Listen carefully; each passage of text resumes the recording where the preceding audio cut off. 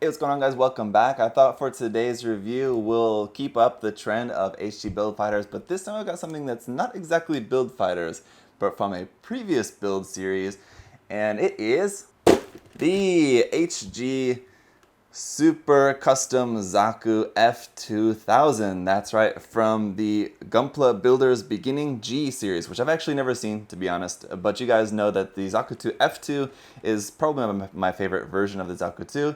It's a fantastic HG. This is based off that with a lot of extra parts and stuff added on, obviously. So I think it's going to be a pretty cool kit. And this is another one that I've wanted to build for a long time. It's super interesting.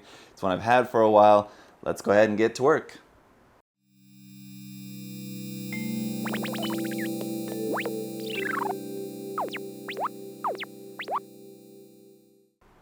So for any of you guys who maybe aren't too familiar with this kit, this came out all the way back in 2010. The Gunpla Builders Beginning G series had, I don't know if I had to guess, maybe like 6 or 7 kit releases. Not that many. As far as I know, the series was basically considered to be a failure, but it was probably the precursor to what would later become Build Fighters, which obviously was much more successful. So anyway, there you go.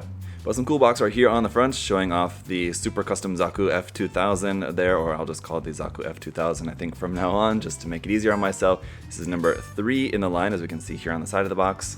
And on the bottom there is a look at what the kit looks like front and back when it's all painted up. It's got the giant axe, it's got a big cannon on the arm, it's got all the missiles everywhere. It has extra arms on the back holding the different machine guns.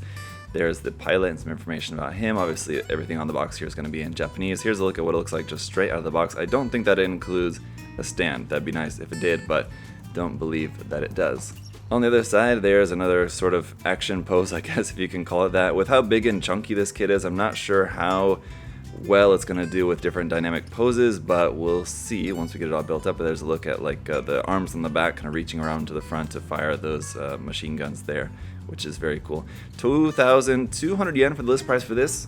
Certainly not too bad at all. So around 20-25 bucks around there should be the cost for this one. And for it being a great base kit plus a lot of other stuff in there, that doesn't seem like too bad a price for this, guys. So there's all our runners. We'll take a look at those here in just a second. Let's just start off with the manual. Actually, come to think of it, this is the very first Gunpla Builders Beginning G kit that I've ever built. Like I said, there aren't that many of them, and just a lot of the design, most of the designs just don't really appeal much to me.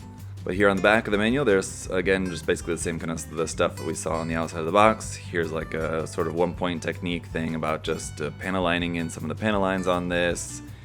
Basically just to bring out some of the details. There's the color guide down there at the bottom, basically gray, like almost black, like a dark navy color, and then 3 different shades of purple, essentially. Here on the inside page, again, just kind of the same stuff we saw on the outside of the box, but there's some more information about the different weapons and all that. All here in Japanese, some stills from the anime. There's a little bit about the anime there. Next entry builder. Of course, we got the bear guy kit. That was another, probably the most popular release from the line, and of course led to the bear guy that we got later on, the bear guy san. Very interesting. We do have a color page here for the last bit of construction, basically for the weapons and all that. On the inside here, we've got a parts list with a number of X's on there. So those are going to be parts from the Zaku 2 F2, I would imagine, that end up not being used for this kit, but you'll have some leftovers there. And then just a bunch of construction here. Let's check out the runners. Starting off with the sticker sheet, it's very tiny there. As you can see, you got one little Xeon marking, which is like silver with a purple background, so that'll help it to like blend in, and then one for the mono eye. That's it. We got PC001 for our standard gray polycaps. Runner A here is in 4 different colors, although it is going to be kind of hard to see. Obviously some purple over here, some that dark navy up there, and then gray. And then these piping bits are actually in a very slightly lighter gray color. When you look at like the connection there in the runner, you can see that the 2 grays are slightly different. So anyway, this is of course from the Zaku 2 F2. Runner B, however, is in that very bright purple color. Once again, this is just all parts from the F2 kit. Runner C is in a little bit darker purple here for some parts for the skirt and torso sections. The runner D here in dark gray is some joint parts and weapons parts, and that would be everything that makes up all the parts for the Zaku 2 F2. So I know some people are going to be asking, can you just make a purple version of the F2 Zaku 2 with this kit? And as far as I can tell, yes, it looks like you have everything that you need to make just a regular purple Zaku F2 if you wanted to, and then use the option parts on something else if you wanted. So yeah, looks like you totally can. And now we're getting into the new parts for this kit, including this clear pink part there for the beam axe, or I think it's called the Dead End G, I believe is the name of it. This is another 4-color runner, as we have dark gray over here, a light gray down here for a couple of piping bits, and then a lighter color purple here for some new armor pieces. Runner F is some more new parts, but it's back to that dark navy color. Some very cool details on there, including up underneath the feet. It looks nice. And runner G is some new parts in just our standard gray for new joints, a couple new hand parts and stuff on there. So very cool. That is everything, guys. There's a lot of stuff in here, as we basically have like 2 kits to build. You have the Zaku F2 and then everything else that goes on top of that. So it should be very cool. We go ahead and get it put together and we'll see how it looks. Alright guys, here is the kit all built up, and before we get into anything else, I will just confirm for you guys that if you did want to build this kit for whatever reason as just a purple regular Zaku F2, you can in fact do that, because I know some people will be asking in the comments, so let's just get that out of the way right now. You do have all the leftover parts that you could make it just as a purple F2, but how would you do that when you have this big massive beast of mobile suit that you can make that is very impressive? Although, well, I do normally like purple, and I do like this design in general. I'm not sure if I really like this combination. I think later on, whenever I get around to painting this kit, I'll end up painting it in some different colors, something a little bit more grounded, I think. But let's go ahead and get into it and take a look at some of the accessories here. So obviously on the kit directly, we've got a number of the weapons with all these missiles everywhere. These are the missile pods that would normally go on the leg of the Zaku F2. They're now attached there onto the side, and you do also have this machine gun here, which is sort of basically meant to be like a Zaku machine gun built into the side of this, which seems a bit odd placement for this ammunition to be placed right on what is essentially kind of a shield on the arm, as if that takes any hits. I have a feeling it's probably not going to work out too well for that. But I am glad to see that we have some nice options for the hands for this kit. You do have closed fists, which are always a nice option to have with HG kits. Those are new, but carried over from the Zaku F2, we have just the regular holding hands here, and then a trigger finger for the right side and an open hand for the left side. The only thing is that those all have purple backs, and the new closed fists have gray parts for the backs of the hands, so those don't match, unfortunately. We have some of the original weapons. This 2 different type of machine gun here. I don't really prefer, this is like the FZ type, I believe, anyway, but it's a little bit different one.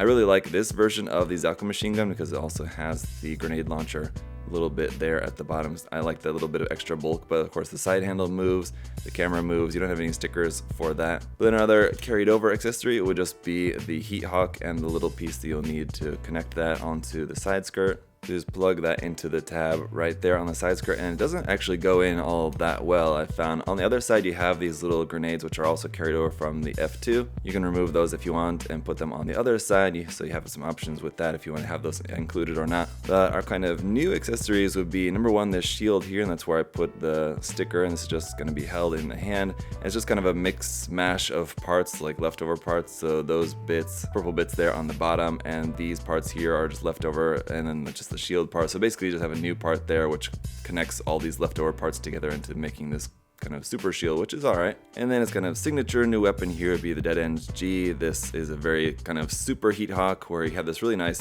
pink effect part there for that, and just a cool design with this very long handle. It's made into like a halberd now basically, which is very cool. I really like this weapon.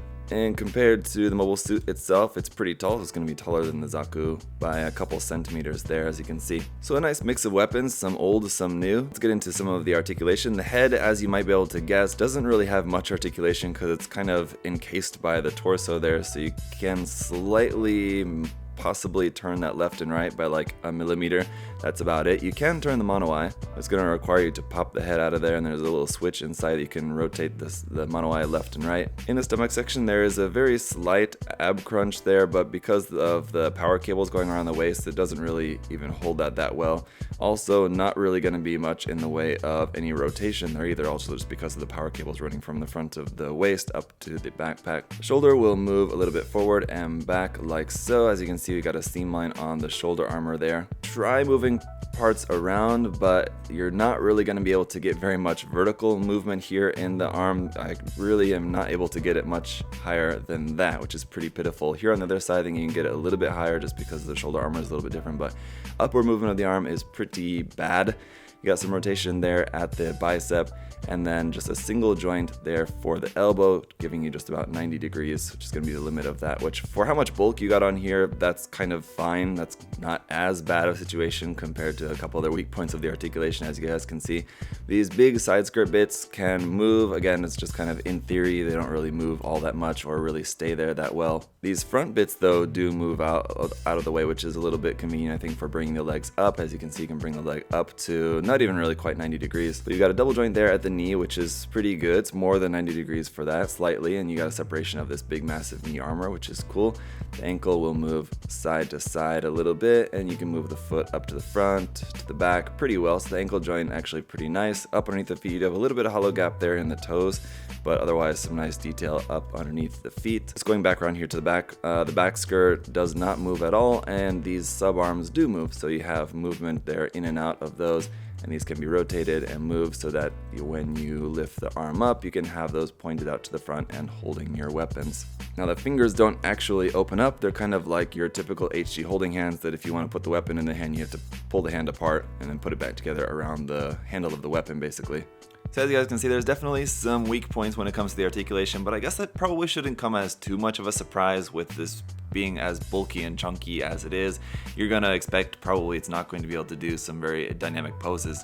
But again, I think the main draw of this kit is just going to be the design itself, and it does have a ton of weapons and accessories, most of which you can use pretty well. I find the handheld shield, it doesn't really hold it in the hand all that well because it's just a round handle in just a round hole in the hand, so it kind of is a little bit wobbly. You basically have to like wedge it against like the side of the arm or something in order to get it to hold in. It's just kind of weird, awkward to hold, so not really my favorite accessory with this, to be sure. But even with the articulation being a little lacking, you're still able to do some very cool poses with this just because it just looks so impressive. And while the colors of this kit are pretty nice in that you have a number of different colors, a couple of different purples and that dark navy blue and then the grays, there are definitely lots of little bits missing, so if you wanted to go in and detail up this painting and some of the details, and that is definitely going to improve the look of the kit. And then also there's just going to be a number of different seam lines on this. So I pointed out the seam line on the shoulder, but there's a couple of seam lines in other places, especially on the weapons, of course, and then in a few different places around on the kit, the side skirts, and a little bit on like the back of the leg. And so there's a few little seam lines here and there. It is a high grade after all, so that shouldn't be too surprising, but I think if you guys do end up getting this kit, or if you're able to find this kit, I know it's not always one that's easy to find, but despite a few weak points here and there, it's still a kit that I would overwhelmingly recommend to you guys just for its sheer uniqueness, especially if you're a fan of Zaku's and different types of Zaku designs. It's one that's just very cool and very unique. I'm definitely looking forward to doing some more work on this in the future, hopefully getting a chance to paint it and everything. That would be a lot of fun. So hopefully sometime, maybe next year, you guys might see me working on this some more, but for now, that is going to be it for the review, guys. Of course, do let me know if you have any other further questions, though, down in the comment section below. And you guys can check out all the different build fighters, kits, and everything else we've got there at USA Gundam Store. The link and the coupon code will be down in the video description below. So, as always, thank you to USA Gundam Store for making my work possible.